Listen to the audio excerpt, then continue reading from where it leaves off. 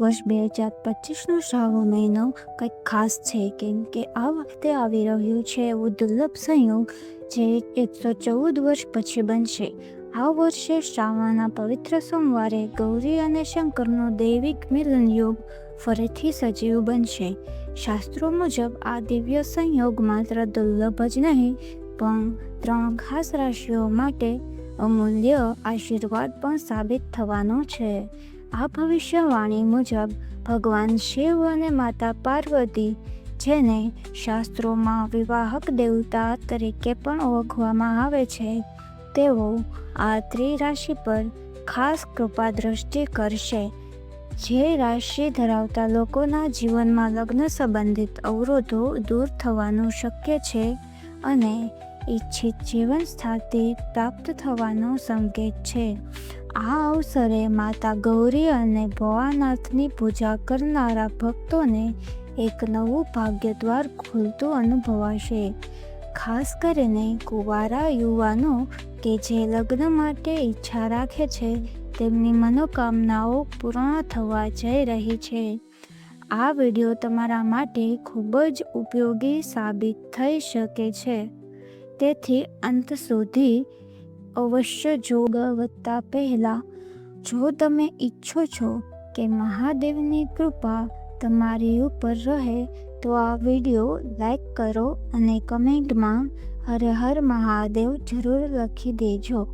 હિન્દુ ધર્મ અનુસાર શ્રાવણ મહિનો ભગવાન શિવને અર્પિત છે. આ સમયમાં ભક્તો શિવની પૂજા, જળાભિષેક અને ઉપવાસ દ્વારા તેમની કૃપા મેળવવાનો પ્રયાસ કરે છે. માન્યતા છે કે શ્રાવણ મહિનામાં કરેલી ભક્તિ દુગણી અસર કરે છે. પૌરાણિક કથાઓ મુજબ શ્રાવણ માસમાં માતા પાર્વતીએ શિવજી માટે કઠિન તપ કર્યું હતું અને આ તપથી પ્રસન્ન થઈ ભોળાનાથે તેમને પોતાની અર્ધાંગિનીના સ્વરૂપમાં સ્વીકારી હતી. આ વર્ષે શ્રાવણના દરેક સોમવારે કંઈક નવો યોગ બનતો રહેશે, જેમાં સર્વાર્થ સિદ્ધિ, અમૃત યોગ અને ગ્રહો શનિ બુધની અનુકૂળ ચાલનાને કારણે વિવાહ યોગી દંપતીઓ માટે શુભ સંકેતો દેખાઈ રહ્યા છે.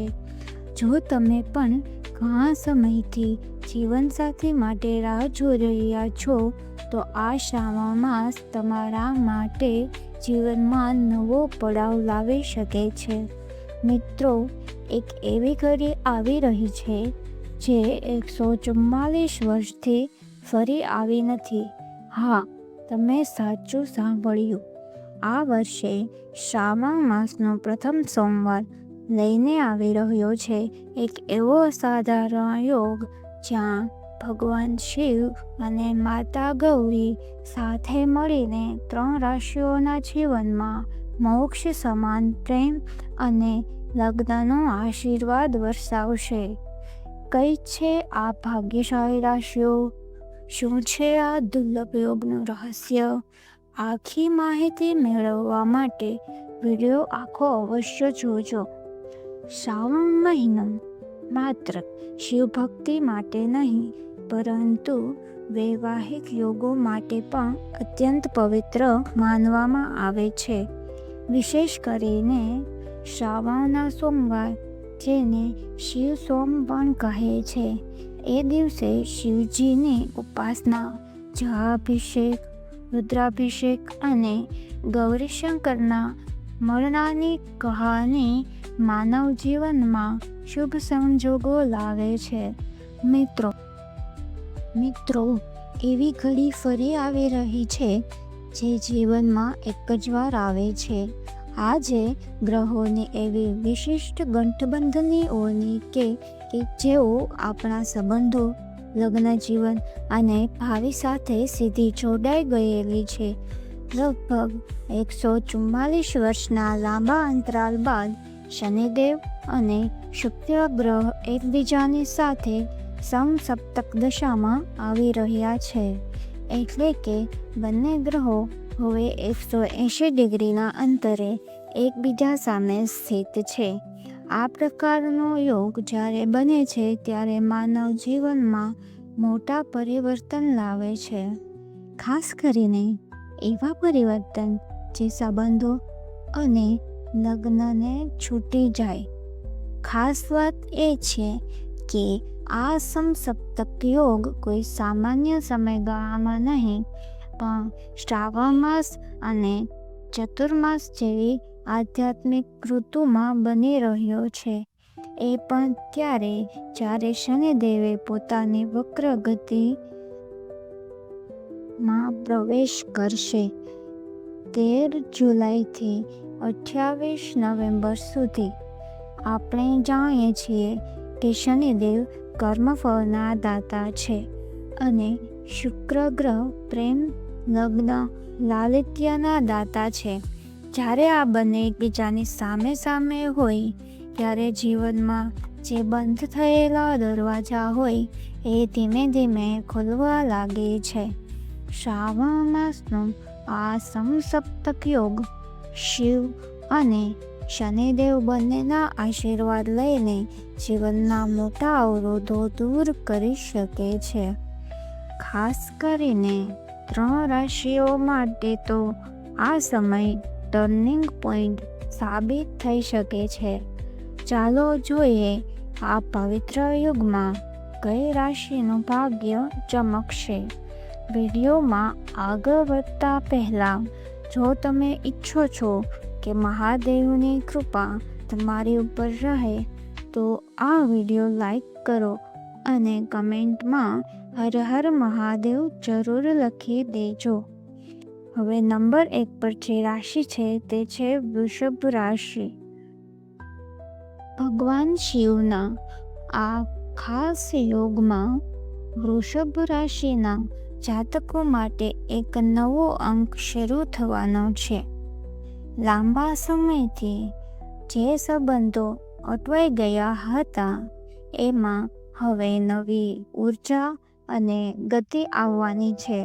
જે વાત પૂરી થતી ન હતી તે હવે એનો જવાબ મળી શકે છે. તમારું લગ્ન જીવન એક નવી દિશા તરફ વળે છે. જો તમે ઘણા સમયથી યોગ્ય જીવનસાથીની શોધમાં છો તો સમજજો કે શ્રાવણ માસ સાથે શનિદેવે તમારા ભાગ્યના તારા ફરી પ્રકાશમાન કર્યા છે. પરિવારના સભ્યો તરફથી જે સહયોગ ન મળતો હોય તે હવે મળવા લાગી શકે છે. ખાસ કરીને પ્રેમ સંબંધોને હવે ઘરની મંજૂરી મળી શકે છે અને કેટલાક માટે તો આવનારા સપ્તાહમાં સગાઈ કે લગ્નની જાહેરાત પણ થઈ શકે છે. ભોળાનાથ અને માતા પાર્વતીની કૃપાથી મનમાં વસેલું સપનું સાકાર થઈ શકે છે. તમે જે બની શકે એવા જીવનસાથી માટે તપ કરતા હતા એ ઈચ્છા હવે ફળીભૂત થવા જઈ રહી છે. ઉપાય છે કે શ્રાવણ માસના દરેક સોમવારે ભગવાન શિવને સફેદ ચંદન, ગુલાબના ફૂલો અને કાચા દૂધથી જળાભિષેક કરો. શિવલિંગ સામે બેસીને ઓમ નમઃ શિવાય મંત્રનો જાપ 108 વખત કરો. દરરોજ સવારે ભગવાન શિવનું સ્મરણ કરીને નારિયેળ સાથે 2 બિલપત્ર ચઢાવો. આ સાધનાથી લગ્ન જીવનમાં આવતા વિઘ્નો દૂર થશે, શુક્રદેવનું શુભ ફળ મળશે અને શનિદેવ આપેલા કર્મફળના દરવાજા ખુલી જશે. નંબર 2 પર જે રાશિ છે તે છે કર્ક રાશિ, જ્યાં બંધ નસીબ પણ હવે ખુલશે. મિત્રો, જો તમે કર્ક રાશિના જાતક છો તો આજનો સમય તમારા જીવનનો સૌથી મહત્વપૂર્ણ યુગનો પ્રારંભ બની શકે છે. આ વર્ષે શ્રાવણ માસનો પવિત્ર સોમવાર માત્ર ભક્તિ અને પૂજા માટે જ નહીં પણ તમારા જીવનના બંધ દ્વાર ખોલી દેવા માટે આવી રહ્યો છે. 144 વર્ષ પછી આવી રહેલો ગૌરીશંકરનો શ્રેષ્ઠ લગ્ન યોગ સાથે જ શનિદેવ અને શુક્રની દ્રષ્ટિ, આ બધું મળીને કર્ક રાશિ માટે અદ્ભુત પરિસ્થિતિ ઊભી કરી રહ્યું છે. તમારા જીવનમાં જે અવરોધો વર્ષોથી હતા, અચાનક રિસાવટ, સંબંધમાં તૂટફૂટ, પિતૃઓ અથવા જૂના કર્મોના કારણે અટકાયેલા સંબંધો, તે બધા હવે ધીરે ધીરે દૂર થવા જઈ રહ્યા છે. તમારા બંધ ભાગ્યના દરવાજા હવે કટપાટ ખુલવા જઈ રહ્યા છે. માતા લક્ષ્મી અને ભગવાન ભોળેનાથ બંનેની કૃપા તમારા જીવનના મોટા નિર્ણયો માટે અનુકૂળ સમય લાવશે. આ સમય દરમિયાન કર્ક રાશિના જાતકો માટે વૈવાહિક સંજોગો ખૂબ જ મજબૂત બનશે. જો તમે કુંવારા છો તો જીવનસાથીના શોધના યોગ તેજ બની જશે, અને જો કોઈ પ્રેમ સંબંધમાં છો તો સંબંધને નવી દિશા મળે, તેને લગ્ન સુધી લઈ જવાની શક્યતા વધી જાય. માતા ગૌરીનો આશીર્વાદ આ સમયમાં ખાસ કર્ક રાશિ ઉપર રહેશે. તે મમત્વ, સમજદારી અને સ્થિરતા લાવશે, જે એક સફળ દાંપત્ય માટે અનિવાર્ય છે.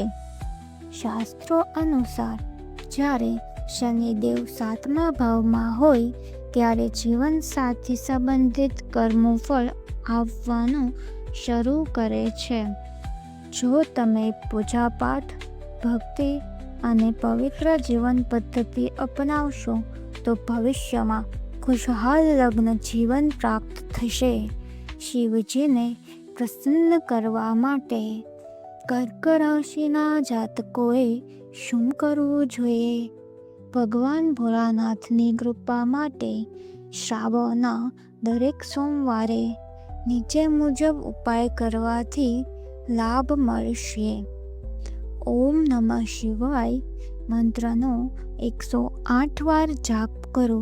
મંત્ર શક્તિ તમારી આસપાસના નકારાત્મક વાતાવરણ દૂર કરી તમારી કુંડળીમાં શુક્ર અને શનિના દોષોને શાંત કરે છે.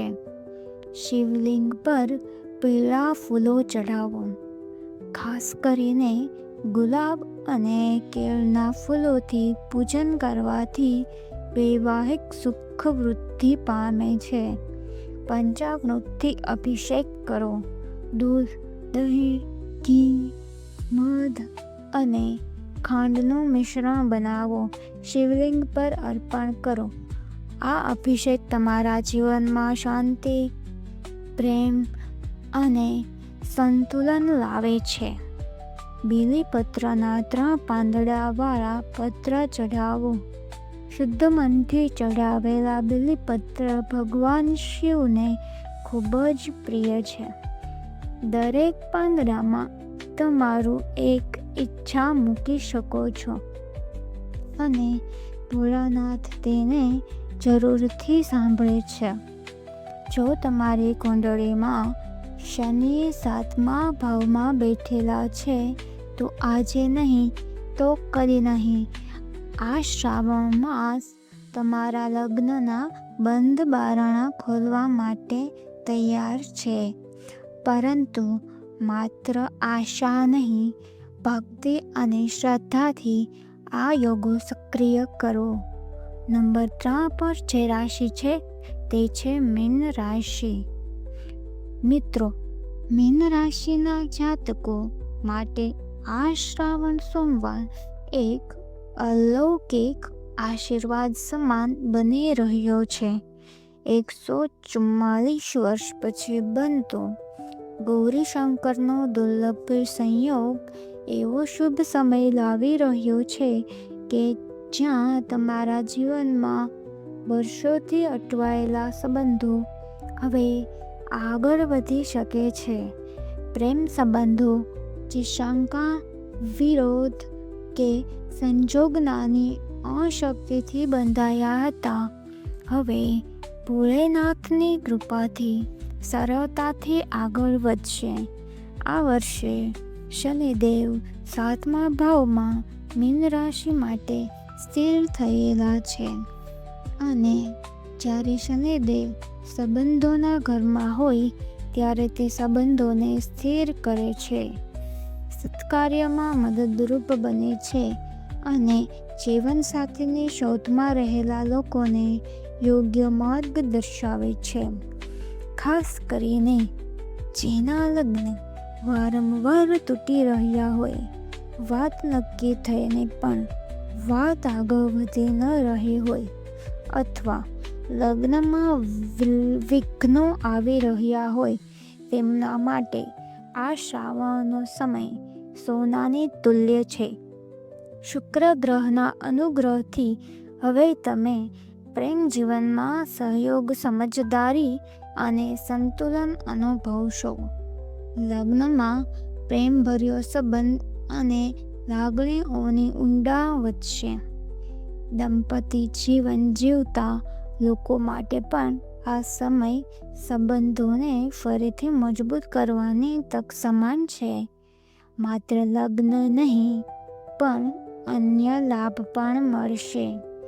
આ સમયગાળો મીન રાશિ માટે માત્ર વૈવાહિક જીવનમાં નહીં પણ વ્યવસાય, નોકરી, માન સન્માન અને આર્થિક ક્ષેત્રે પણ શુભ પરિણામ લાવી શકે છે. તમે જેમ જેમ શ્રાવણના સોમવારે ભક્તિપૂર્વક ઉપાસના કરશો, તેમ તેમ તમારા જીવનમાં નવો ઉત્સાહ, નવી તકો અને નવા સંબંધો પ્રવેશ કરશે. કારકિર્દીમાં અટકેલા કામો પૂરા થવાની શક્યતા છે.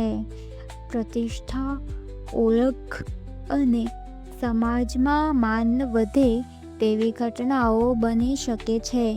ખાસ કરીને મીન રાશિના લોકો માટે આ સમય પ્રતિકૂળતાને અનુકૂળતામાં ફેરવતો સાબિત થઈ શકે છે. ભક્તિ માર્ગ.